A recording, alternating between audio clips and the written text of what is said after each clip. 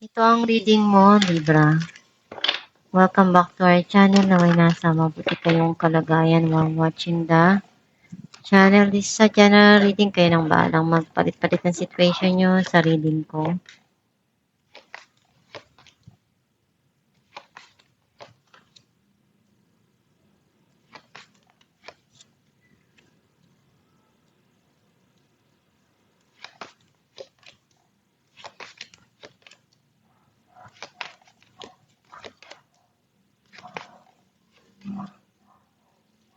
At the bottom of the deck, 8 of Wands. I feel like ang nasisense ko na energy mo.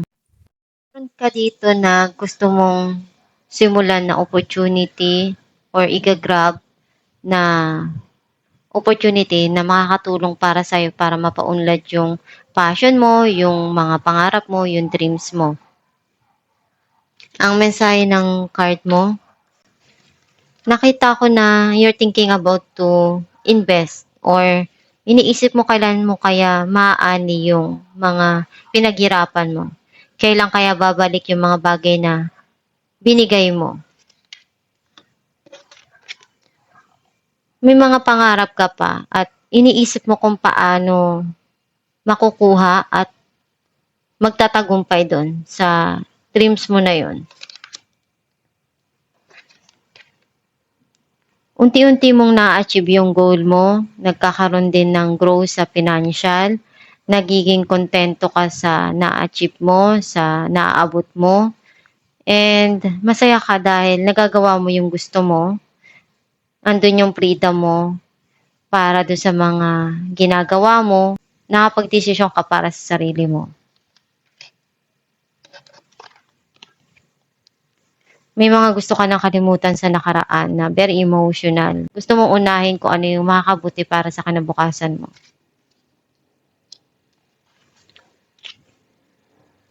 Meron kang hinihintay or desisyon na gagawin. Some of you, may travel na darating.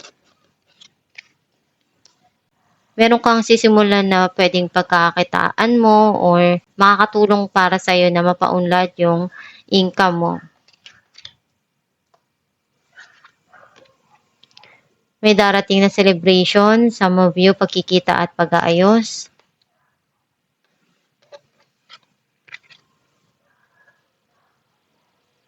Nakita ko na may taong gustong ipakita yung kanyang feelings, yung pagmamahal niya. Some of you, pinupunan mo kung ano yung makakaya mo. Pinapakita mo dun sa mga taong mahal mo yung pagmamahal na kaya mong maibigay sa kanila.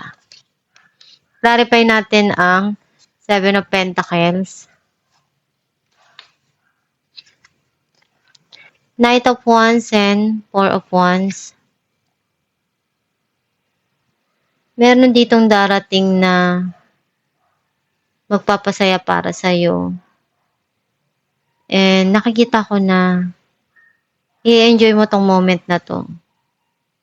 Kasi ikaw din yung nagpakahirap nito para mapaunlad yung financial mo, yung career mo, yung pera mo. And nakikita ko na may enjoy mo kung ano yung mga pinaghirapan mo. Clarify natin ang 9 of Pentacles. Page of Wands and the Devil. Merong magandang balita na darating dito. Some of you, meron kang gustong simulan dito na makakatulong para sa'yo na mapaunlad kung ano yung pinagkakakitaan mo, yung hanap buhay mo. And you feel connected pa rin dun sa mga nangyari sa nakaraan. And isa yun sa inspiration mo. Clarify natin ang 3 of Wands, the Sun and 4 of Pentacles. Meron ditong darating na happiness para sa'yo. And kung ano yung nangyari sa nakaraan, nag-hold back ka pa rin doon, hindi mo makalimutan. Pero nag-heal ka na rin, unti-unti. Nagiging masaya ka na rin sa kung ano yung meron ka ngayon. And gusto mong i-secure yung kinabukasan ng mahal mo sa buhay. Kaya gagawin mo lahat kung ano yung magpapasaya para sa kanila. Clarify natin ang Three of Cups.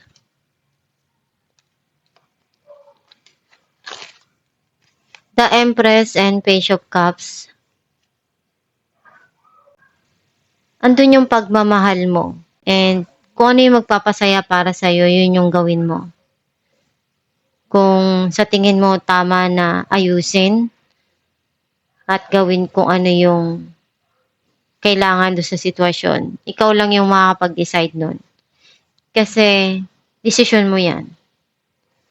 Some of you, andun yung magkakaroon ng pag-aayos at pagkikita.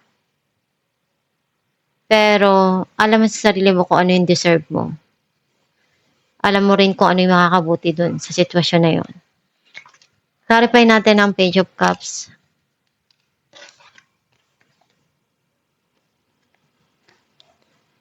Meron ka ditong susubukan na alam mong makakatulong dun sa mga pangarap mo. And kailangan mong pag-isipan ng maigi. And habaan yung pasensya mo. Huwag magpadalos-dalos sa desisyon. Clarify natin ang Eight of Cups. Page of Pentacles and Three of Wands. May mga plano ka para sa kinabukasan mo, sa financial mo, sa career mo. And yun yung mas gusto mong unahin sa ngayon. Clarify natin ang Page of Pentacles, Eight of Cups, and Five of Swords. Gusto mong baguhin yung mga nangyari sa nakaraan. Or gusto mo nang iwanan yung pain na meron dun na naramdaman mo sa nakaraan. And baguhin kung ano yung kaya mo pa na baguhin sa hinaharap. Mas gusto mong bigyan ng atensyon na mapalago at planuhin kung ano yung makakatulong para sa financial mo, sa karir mo. Clarify natin ang Knight of Cups, the Star, and the Empress. Itong tao na to, umaasa pa rin siya na one day, maibigay niya kung ano yung deserve mo. Some of you, pinupunuan mo kung ano yung pagkukulang, binibigay mo yon sa mga taong mahal mo. At the same time, masaya ka kung ano yung nagagawa mo sa kanila. Kapag masaya sila, masaya ka rin. Kasi isa yun sa goal mo. Sila yung mundo mo. Sila yung inspirasyon mo. Para maabot mo kung ano yung meron ka at mga pangarap mo. Alamin natin kung anong mensahe ng iyong gabay.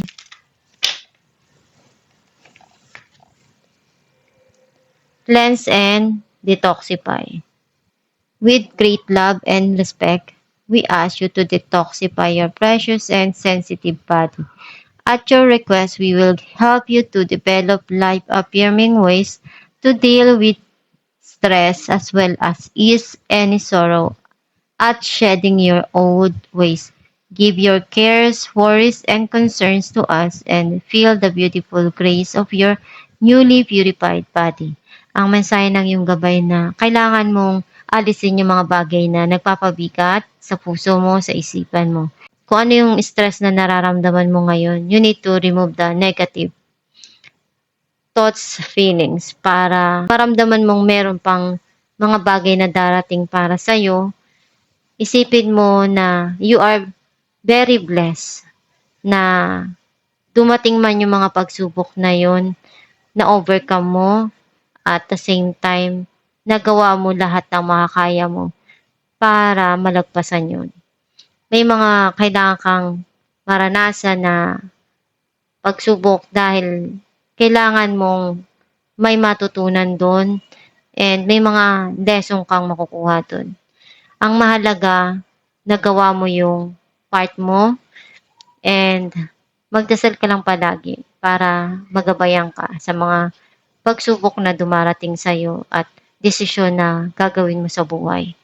Huwag kang mapapagod or susuko kung ano man yung pinagdadaanan mo.